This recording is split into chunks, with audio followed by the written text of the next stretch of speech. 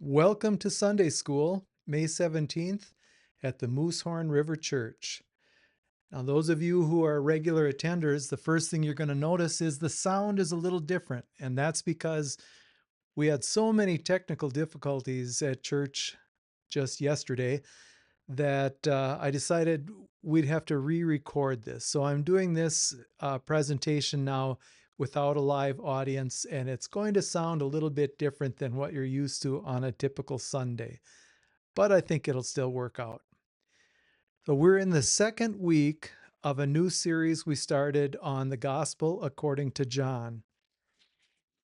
The subject of the lesson today and also next week is going to be on the 7 signs that John recorded in his gospel that Jesus performed. And we'll only get halfway through it today. We'll do the first 3 of the 7 signs, and it's going to take about an hour. And then next week, we will finish signs 4, 5, 6, and 7. And really, we're covering the distance between John chapter 2, verse 1 and the end of chapter 11. Just a review of John. This is a very simple gospel. In the first lesson, I talked to you about how John is different from Matthew, Mark, and Luke. And I want to go over a little bit more about the structure of John's gospel. It's 21 chapters total, and I really recommend to all of you just try reading it sometime. I did some timing on my own, and I'm not a speed reader. I read one word at a time when I'm reading. And if you stick to it without getting distracted, I think you could read the whole book in 1 hour. If you're going to listen to it on a Bible app, which is great, I do the same thing. At 1 1/4 speed, that's going to take about 2.5 hours of listening, but that's still pretty simple. Like that's half a day of doing some housework or taking a long walk or a road trip down to the Twin Cities. That's easy, 2.5 hours. And the reason I really recommend it is because there's something different about reading the whole story in one sitting. So often in our Christian lives, our church attending lives, we hear little bits. We'll hear a sermon on these 6 verses, and then maybe the next week we'll hear a sermon that's completely out of a different book or out of a different gospel. And it's really hard to get the total picture without just going from beginning to end in one shot. And the Gospel of John is so important. I just urge everybody to try that sometime. And I know it's distracting. To me, I can read 4 or 5 verses and then I see something and I want to look it up or I want to go cross reference it somewhere else. But just for the sake of getting it read from the beginning to the end, I encourage you not to do that. Just focus on reading and getting the whole story. Now, the first 11 chapters of John covers about 3 to 3.5 years of the life of Jesus. It's from the beginning of his appearance on the public scene to his crucifixion and resurrection, and then the appearances that he made with the disciples for 40 days after the resurrection. And if you keep track in the gospel story, you're going to notice that there are 4 different Passovers. That's a really easy thing to overlook, especially if you're only reading a chapter at a time. But if you read the whole story, especially from verse 2 to verse 11, you'll see that there are 4 Passovers. And the nice thing about that, all of you have learned a little bit in Sunday school about the feasts that are in Leviticus chapter 23, but Passover occurs every year in about late March or early April. And so by noticing the Passovers, you can keep track of time, what's going on in the life of Jesus as he walks around Galilee and Judea and Samaria doing his ministry. Time passes by. And by marking the Passovers, You can tell where you're at in his life and coming up to the end of his life, actually. So during his 3 years of public ministry, you'll find him recruiting the 12 apostles. You'll get the stories of the 7 signs, and he travels about. You'll see some of his ministry, and you'll see he continuously gets into conflicts with the leaders of the Jews. And I think sometimes it's apparent that he is actually kind of taunting them with the things that he does and the things that he says, because by doing this, he gets them to react. And of course, their reactions are almost always negative. And then it gives him another chance to really explain to them what's going on. The last 10 chapters, the last half of the book of John, is about a week at the end of the life of Jesus, plus then his resurrection and a couple appearances that he made after the resurrection and before his ascension. That was a 40-day period after the resurrection, and in which he had the road to Emmaus incident. That's not in John's gospel, but it's one of my favorites. And in John's gospel, he even had a shore breakfast with his friends. It also covers the Last Supper, which is chapters 13 to 17. That's all in one single day, actually one single evening. By the time supper concludes in the evening, on the way the Jews kept time, it went from Tuesday evening dinner into Tuesday night, but they would actually call that Wednesday morning. So there's 5 chapters of teaching that happen after the dinner on Tuesday night, what we call the Last Supper. And then we have the arrest and trials and crucifixion and burial. All of that is still on Wednesday. So really a big day from chapter 13 to chapter 19. And then in chapters 20 and 21, we have the empty tomb and the post-resurrection appearances. So very simple structure. And again, if you read it straight through, it'll all make sense. Much more so than just dipping in a chapter or two here or there from time to time. Now, I mentioned last week that John pays particular attention to signs that Jesus performed. And this is different. One of the things that's different from the other 4 Gospels. John uses the word signs with a plural 11 times and sign singular 6 times. And that's regardless of whether you're using the New King James or the NIV or the ESV, it's pretty consistent. And always when John talks about it, he's talking about signs that Jesus performed. These are miraculous signs designed to point people to his deity. And in fact, people believed in Jesus because of the signs they saw Jesus do. So these were visible outward, and Jesus knew it. He performed signs so that people would believe.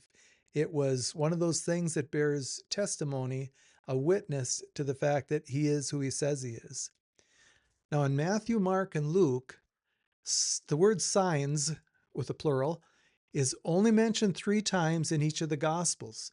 And the singular form of the word sign you'll find in Matthew, Mark, and Luke, different number of times in each one. But in all 3 of those, it's not about signs or any certain sign which Jesus actually did himself. So for example, Jesus warns that signs will be performed by false prophets, and that he encourages that signs will be performed by believers as they're doing ministry and in preaching the word. He also discusses the sign of Jonah and the sign, they ask him about what is the sign of your coming and the sign of the Son of Man. So none of those are used in the same way that John does about signs that Jesus did. That just wasn't the focus of Matthew, Mark, and Luke. And John tells us, especially in chapter 20 near the end, that Jesus did many signs, more than he could ever record. Was not just 7. But John does make a very special effort to highlight 7 particular signs, 7 little stories. And you have to ask, I want you to ask yourself, why did he choose these seven? If he performed dozens or maybe hundreds of signs that people saw, why did John choose these seven? And I think there's a theme. And at the very conclusion of the second half next week, we'll do a review. And I think the theme will become more obvious to you. Last week, we did look at this very same chart. This is three sets of sevens that are in John. The first set is the miracles or signs, and that's what we're going to be covering today and next week. 7 of them. And then 7 I ams and 7 witnesses to his deity and being who he said he is, who he claims to be. So these are the 7 that we're going to review in these today and next week. Is the water into wine, the healing the official's son, the healing of a sick man by the pool, the feeding of 5,000, walking on water, and healing a blind man in Jerusalem, and finally, number 7, raising dead Lazarus in Bethany. So we'll go through them in order, and you can see that I've laid them out here on this chart in the order of placement in the Bible. So we're just going to be following from chapter 2 to chapter 11. On this slide, you'll see a map on the right of the area that goes from Jerusalem in the south to Capernaum in the north, or Capernaum. And you'll hear people say it both ways. I suppose it's most common to say Capernaum. I can't help but call it Capernaum because I know it means the city of Nahum the prophet. But it's also the city where Jesus resided in his adult life. Yes, born in Bethlehem, raised in Nazareth, but Jesus and his mother and his brothers lived in Capernaum during his adult life, a city on the north coast of the Sea of Galilee. Now, from Capernaum at the north in this map down to Jerusalem in the south is a distance of about 85 to 90 miles.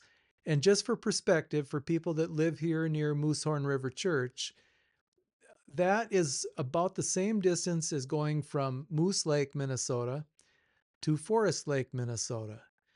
We know we can drive that in about an hour and a half, going 70 miles an hour or 77.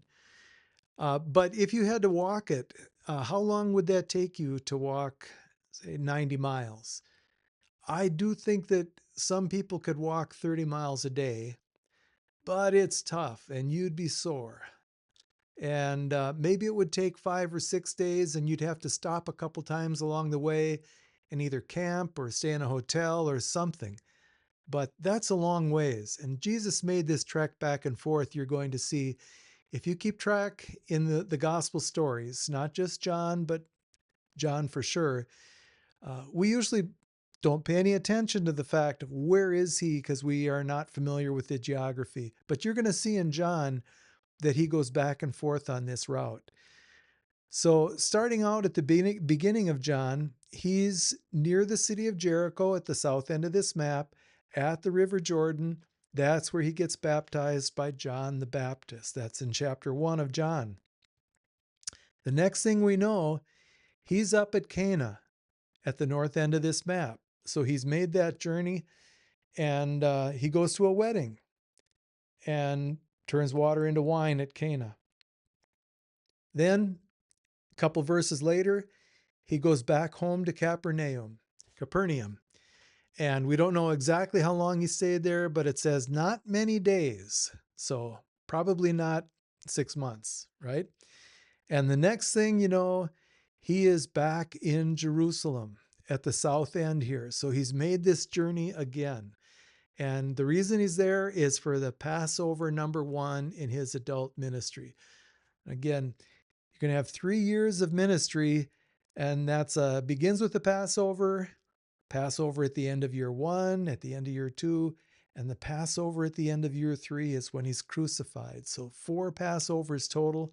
This is Passover number 1. And when he's in Jerusalem, here in chapter 2 and 3 of John, This is where Nicodemus comes to him at night and asks Jesus what a man must do to be saved.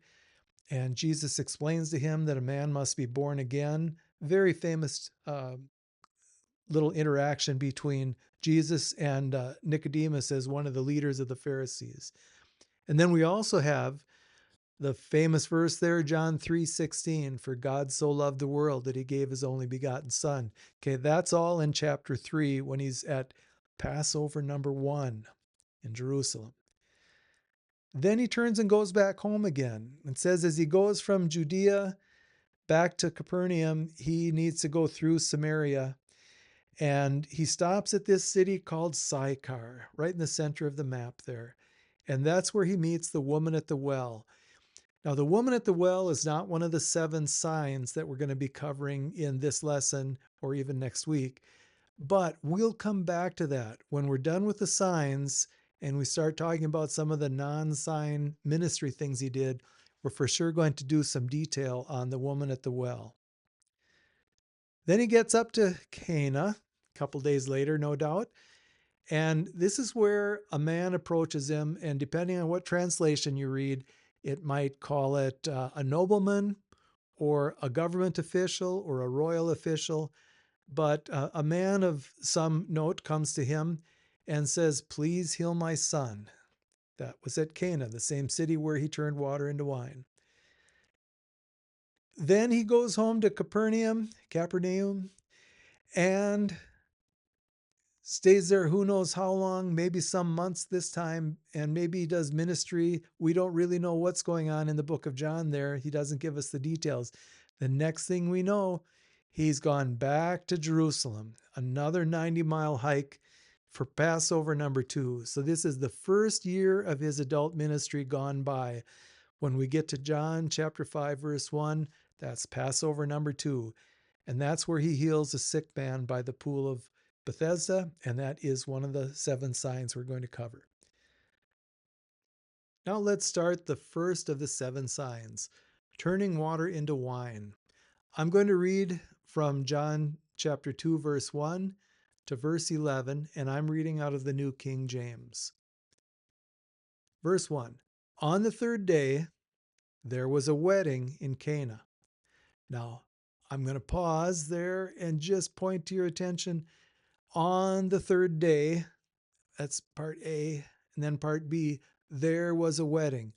We're going to come back to those 2 statements, very important in understanding what this is all about. On the 3rd day, there was a wedding in Cana of Galilee, and the mother of Jesus was there. Now both Jesus and his disciples were invited to the wedding. And when they ran out of wine, the mother of Jesus said to him, "They have no wine." Oh, wow. We're going to come back to that statement too. They have no wine. Verse 4, Jesus said to her, "Woman, what does your concern have to do with me? My hour has not yet come." His mother said to the servants, "Whatever he says to you, do it." Now, that's pretty good advice, right? If Jesus tells you to do something, that's what's going to happen in the next few verses. Verse 6, now there were set there 6 water pots of stone, according to the manner of purification of the Jews, containing 20 or 30 gallons apiece. Jesus said to them, "Fill the water pots with water." And they filled them up to the brim. And he said to them, "Draw some out now, and take it to the master of the feast." And they took it. When the master of the feast had tasted the water that was made wine, and did not know where it came from, but the servants who had drawn the water knew, the master of the feast called the bridegroom, and he said to him, "Every man at the beginning sets out the good wine, and when the guests have well drunk, then the inferior. You have kept the good wine until now." This beginning of signs Jesus did in Cana of Galilee and manifested his glory, and his disciples believed in him. So there you have the key. This is the beginning of the signs that he did in Cana, and his disciples, having seen this, believed in him. And that's what John is really after. He wants us to see Jesus for who he is and believe in him. Okay, now is where it gets fun. Because if you've ever heard this story before or read the book of John, It's the surface level where Jesus has the power to do miracles and can change water into wine. Very famous miracle in the life of Jesus, right? But I bet you've never looked at the prophecy behind this miracle, this sign. That's what we're going to look at now. So, starting with on the third day, this really means the third day after being baptized by John. So, when he was baptized down there by Jericho, he gathered up a couple disciples.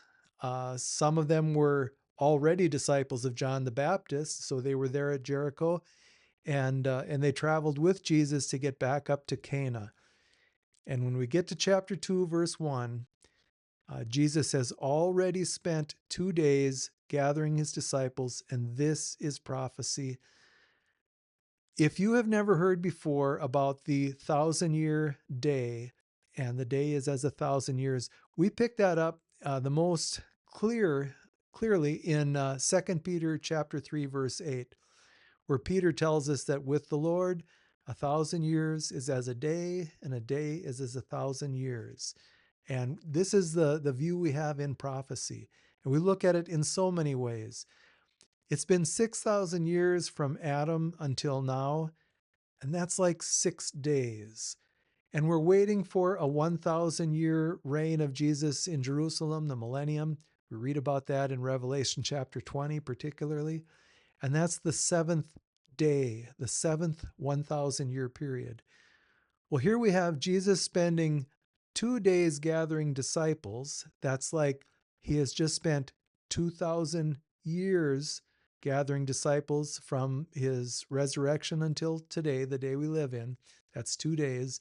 And on the third day, that's a prophetic reference to when Jesus returns and is reigning in Jerusalem on earth for the millennium. That would be the third 1,000-year day after being baptized by John, okay? So the third day is very important in this story. Now, on the third day, there was a wedding. Well, what's going to happen at the beginning of the millennial reign when Israel turns their hearts to Christ and he pours out his spirit on them? It's very well prophesied in several of the Old Testament prophets, but particularly we'll look at Jeremiah and Hosea, where Jesus says he is going to take Israel as his bride and make a new covenant with them. Okay, so on the third day, there is going to be a wedding. Do you see the prophetic story here? It's not just about what's happening in Cana. Jesus picked this instance to do this miracle, knowing that he was living out prophecy, and John recorded it as such, okay? Because John knows how important this prophecy is, that in the third 1,000-year period after Jesus' life, death, and resurrection, there's going to be a wedding between Jesus and Israel. Now, the wedding guests were out of wine. And this too is a picture of the current state of Israel and the state of Israel for at least the last 2,000 years.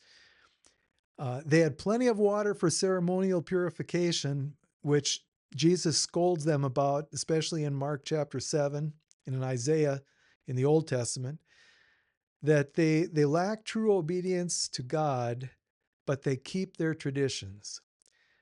Well, being out of wine is a representation of a lack of spiritual blessing in the nation of Israel, a lack of joy of being what they should be as God's chosen people.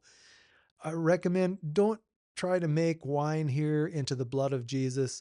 Just consider that wine is spiritual blessings. It is a sign of good life, good times, and God providing a crop of grapes, and that this miracle of even changing water into wine or changing grapes into wine, that's just to symbolize the blessings that Israel should be living under. But they ran out of wine. Jesus' mother said, "They have no wine." And that's really what the nation of Israel has been experiencing ever since the temple was destroyed in 70 AD and they got kicked out. Even now that they're back in the land since 1948, it's really not an easy, casual time and way to live there. They're constantly under pressure from all the neighbor nations that hate them and wish to destroy them, and they say so publicly. It's in the news every day. That's what it's like having no wine in this parable. The master of the feast now commends the bridegroom for saving the best wine to the last. And what this means is that God is saving the best for Israel, still ahead in the future. The best is yet to come, not only for Israel, but for the whole world. In Joel chapter 3, verses 17 and 18, God says that at that time, when the armies of the nations around Israel have been defeated, God is going to dwell in Jerusalem. And that's what the millennium's all about. And he says, the mountains will drip with new wine. You see how that ties back into the wedding story in Cana? The mountains will drip with new wine when God dwells in Jerusalem.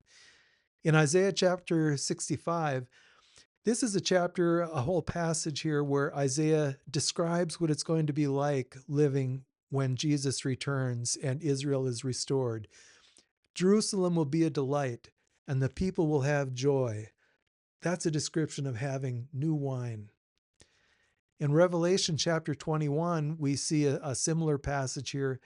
After the Battle of Armageddon is over and Jesus is going to reign from Jerusalem, he says this to John. And by the way, the John that recorded this in the book of Revelation, that's the same John that wrote the gospel. Okay, so John has seen a vision of this already. And this is how it makes it easy for John to interpret the prophecy in these miracles and signs. Okay, Revelation 21, verses 2 to 4.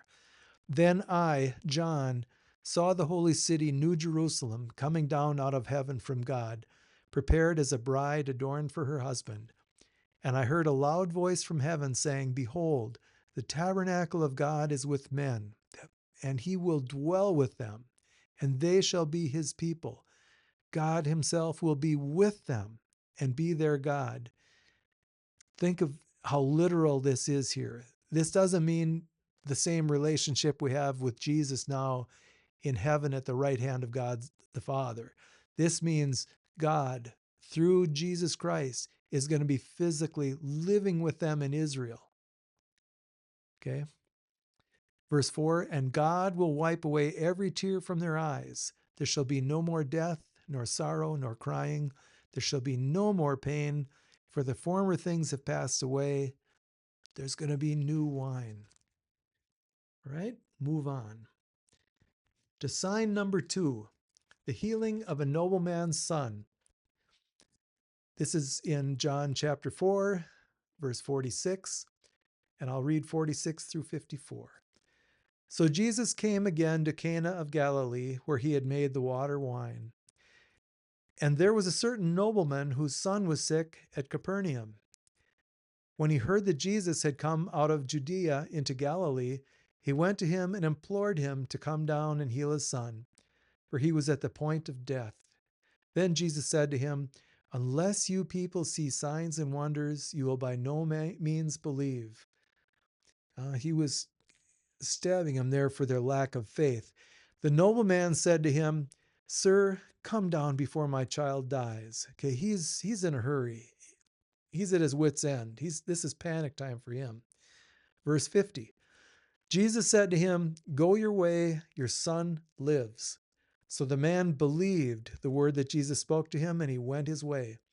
And as he was now going down, his servants met him and told him, saying, your son lives.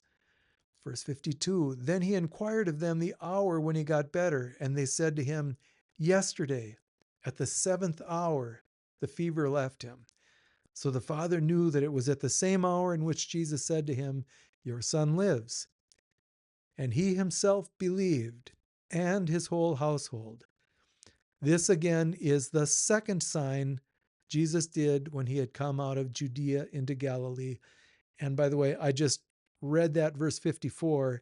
This again is the second sign. Okay, so you know where we're at in reading the first two of these seven signs. Now, what about the prophecy in this one? Okay, a certain nobleman came to Jesus in Cana. Again, depending on your translation, it might say royal official or government official. Often in Jesus' parables in the Gospels, the unnamed man who's the star of the parable often represents Jesus, but not in this case. In this story, this man represents the leaders of the nation of Israel. His son was sick, dying. He feared for the life of the son he loved. He's in this panic. And what this really shows prophetically is that more than once in history, and coming again once more in our future during the day of the Lord, Israel's very existence has been threatened in the past and will be threatened again. You already know, if you pay any attention to the news, that the neighbors of the neighbors of Israel, including Iran and Turkey and Saudi Arabia and all around them, they all want to see Israel driven into the sea and driven out of existence. They all want to see the death of Israel, and they'll chant that. Death to Israel, the little Satan, death to America, the great Satan.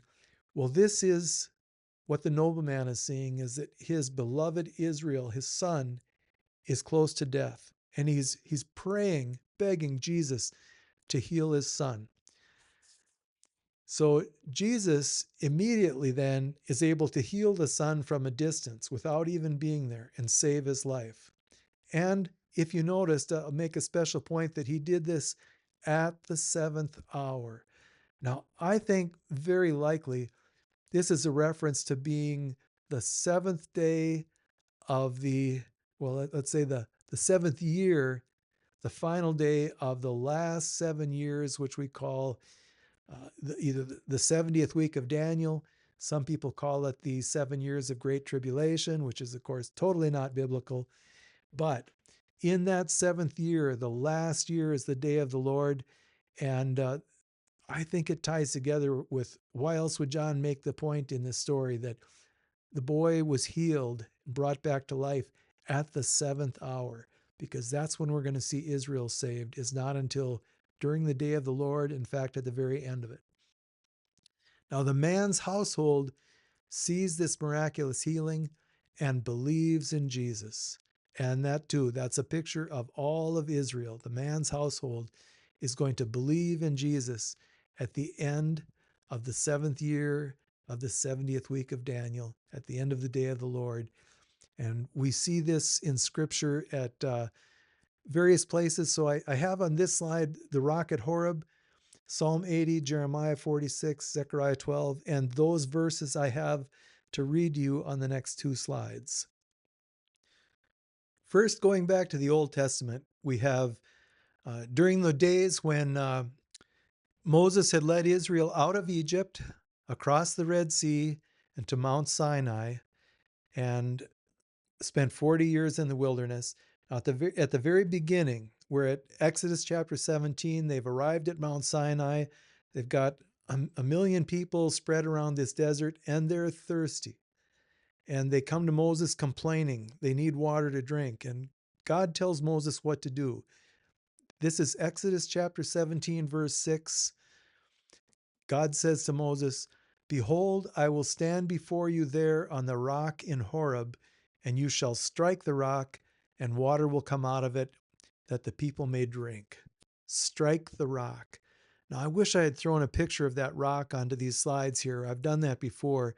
So in this area of very far western Saudi Arabia, in this area called Midian, up on a hill, surrounded by nothing but rocks and desert and mountain, but up on this high hill is a very, very large rock, as you know, as tall as the auditorium in which we have our church services.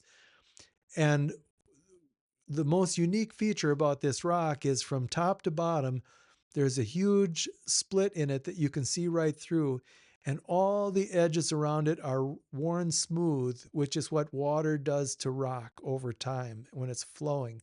So we believe that this rock was actually the very rock where Moses struck it with his staff and water gushed forth. And that was the beginning of their 40-year time spent in the wilderness. Now, at the end of that 40 years, as they're wandering around, they come back to this rock. They're complaining again. And now we're in the book of Numbers, chapter 20, and the people are demanding Moses, give us something to drink. And God says this to Moses now: speak to the rock before their eyes, and it will yield its water. Speak, not strike, speak. But Moses was so frustrated with the people that he took his staff and he struck it just like he had done 40 years earlier. And God was so angry at Moses that at that point he said, Moses, you're never going to see the promised land. That seems really severe until you realize how Moses goofed up the prophecy that God wanted him to show, which is that the first time they were at the rock, that rock represented Christ in his first coming, and he was stricken. Okay, he was crucified, beaten and crucified. The second time, at the return of Christ at the end of the age, Israel is supposed to pray. They will finally recognize that they missed their Messiah. They need him to come and save them. They realize they killed him the first time, and they will pray for him to come. This is speaking to the rock. That's the illustration that God wanted to show them. And this is like the noblemen in our story in Cana coming to Jesus and praying to him, please save my son. Now we'll read from Psalm 80. So, being a psalm, this dates back 1,000 years before Christ.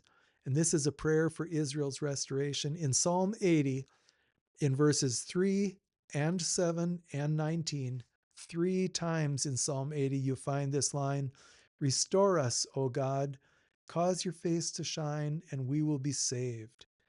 And in verse 14 of Psalm 80, it says, return, we beseech you, O God of hosts, look down from heaven and see.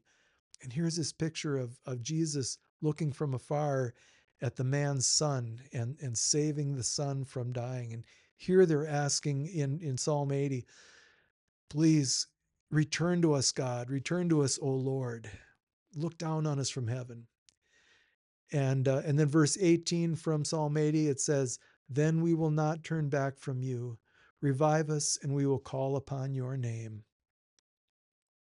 Zechariah chapter 12, this is a passage in which Israel finally recognizes that Jesus was the Messiah. Chapter 12, verse 10, and I will pour on the house of David and on the inhabitants of Jerusalem the spirit of grace and supplication. Then they will look on me whom they pierced.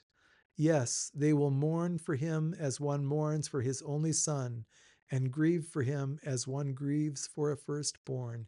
That's the moment at which Israel recognizes they blew it the first time, and now they need their Messiah more than ever. They recognize it's Christ, and they want Christ to come.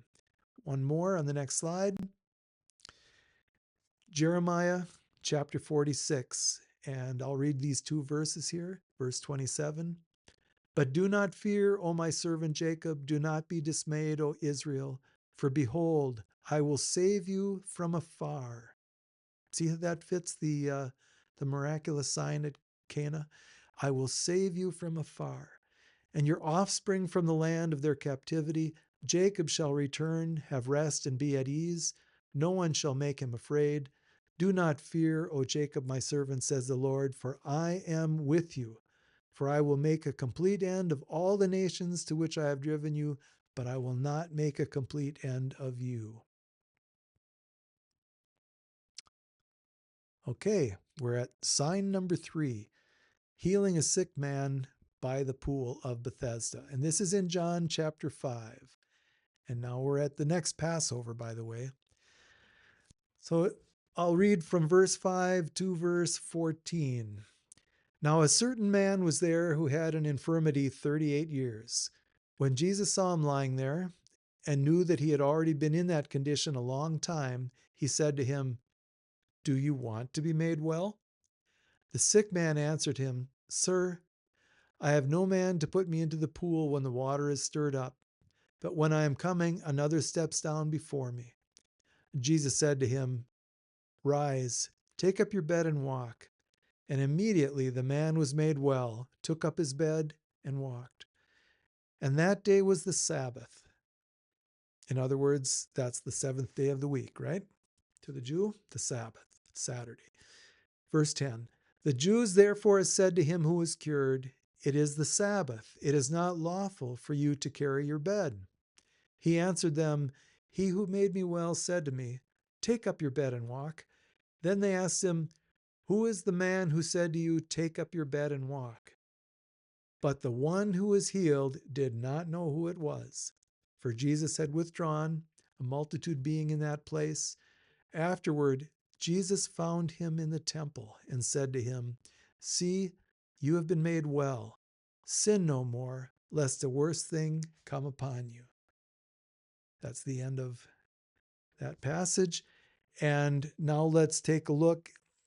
But I want to point out first that what you're most likely to hear about this passage uh, is just reflecting on those 14 verses.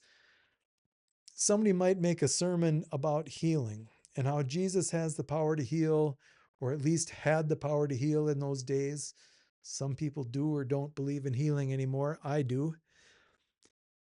So, a classic view of this story as a lesson on healing, when Jesus said to him, "Do you want to be made well?" and he was immediately healed. This, point out, was before the man even had faith. He didn't know who Jesus was. He couldn't identify him. He didn't know that by saying yes that he would be healed. He was without faith yet. Okay, there was a great multitude of sick people by the pool where the man was. There were blind, lame, and otherwise infirm people. They were all waiting. They were all hoping that healing would come to them, and they didn't even know what they were hoping in. They sure weren't turning to God. They were hoping for a miracle that came out of this pool, of the pool of Bethesda. And there's no record that Jesus healed any of those except for the one man.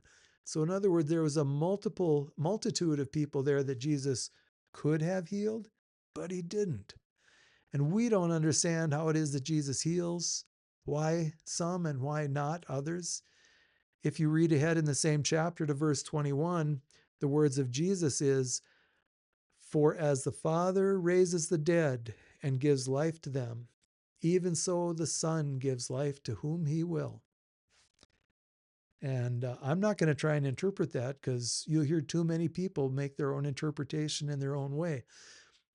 Sometimes we're told and taught that the healing power of Jesus is for those who seek it, believing in him in faith, saying the right prayer, the right words.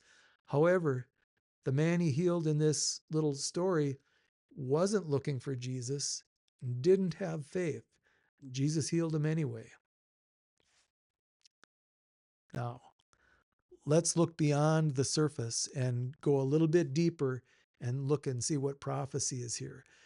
So the story here in chapter 5, verses 1 through 15 is continuous with the explanation Jesus gives in verses 16 through 47. In other words, keep on reading. You think you're at the end of this healing story, but you got to keep reading to the end of the chapter to get Jesus' interpretation of what he did, why, and what's going on there. This is another one of the reasons why I say you should try reading John straight through. Okay, now this was a Sabbath day, the seventh day of the week, the Lord's day to the Jew.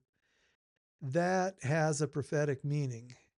It's also illustrating, representing the seventh day, the seventh year of that final 7-year period that we call the 70th week of Daniel, right before the day of the Lord. In fact, the day of the Lord is that seventh year, the seventh day. So the fact that he did this on the Sabbath, on the seventh day, has prophetic implication to what's going to happen to Israel during that seventh year of the final 7 years. In that day, our future, there are going to be multitudes around the globe, millions, billions, waiting for healing, waiting for their life to be restored, and yet still refusing to acknowledge Christ because they don't know who he is. So Jesus points out in verses 24 to 28 that what he did, this miracle, he's going to apply that to our resurrection, not his, ours, and the resurrection of the faithful and of the unfaithful. So in chapter 5, verses 28 to 29, if we read that as being about the resurrection of Israel, it is very similar to what we read in Daniel chapter 12, verses 2 and 3. Israel is going to remain in denial of Christ until there is no other hope.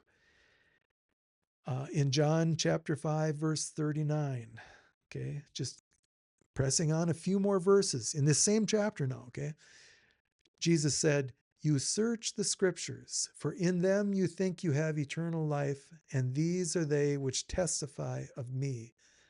But you are not willing to come to me that you may have life." And so here's this same theme. There was a sick man by the pool. Jesus asked him, do you want to be healed? And Jesus healed him on the Sabbath. And all the others around are looking for something, but they don't know that they're looking for Jesus. So the Jews, especially John, is delivering this message to the Jews, to Israel. He said, you search the scriptures. We call that the Old Testament, okay? Because they think in the Old Testament, they think in their history and tradition and being children of Abraham, that that's where they get their eternal life. And they refuse to acknowledge that the eternal life they really want is in Jesus. And that's where their life and their healing comes from. On this next slide, I have John 5, verse 24. Jesus speaks, saying, "Most assuredly I say to you, he who hears my word and believes in him who sent me has everlasting life and shall not come into judgment, but has passed from death into life. Most assuredly I say to you, the hour is coming, and now is, when the dead will hear the voice of the Son of God, and those who hear will live." Okay, that's what this prophecy story is about here. If Israel, and by the way, you and I and our friends and family, if the world would just turn to Jesus and believe in the one that sent Jesus, that's where our life comes from. Okay. Bump ahead a couple verses, John 5, verse 28. "Do not marvel at this, for the hour is coming in which all who are in the graves will hear his voice and come forth. Those who have done good to the resurrection of life, and those who have done evil to the resurrection of condemnation." Wow. So here we have in verse 28 and 29, Jesus is trying to describe to the Pharisees, they're challenging him. You had no authority to do this on the Sabbath. Okay. And Jesus says, well, this isn't just healing about this man and telling him to take his bed. This is about the resurrection. This is about opening the graves. And when you come out, are you going to come out to a resurrection of life or to the resurrection of condemnation? And it all depends on what the attitude is toward life in Jesus Christ. And now in parallel, let's look and see how that's an echo of what Daniel said in chapter 12, verse 1. Okay, "At that time, Michael shall stand up." Now, this is speaking about the beginning of the day of the Lord, the ugliest time on earth that ever was and ever will be. Michael, the archangel who protects Israel, stands aside, and the great prince who watches over Israel, the sons of your people. And there will be a time of trouble such as never was since there was a nation, even to that time. And at that time your people shall be delivered, everyone who is found written in the book. And many of those who sleep in the dust of the earth shall awake, some to everlasting life, some to shame and everlasting contempt. And that's just what Jesus said in verse 29 of John chapter 5. Some to life, some to condemnation. Now, that's the end of the lesson for this week. We've looked at the first 3 of the 7 signs, and next week we'll cover the feeding of the 5,000, Jesus walking on water, healing a blind man, and raising dead Lazarus. That'll be part 2 of this lesson.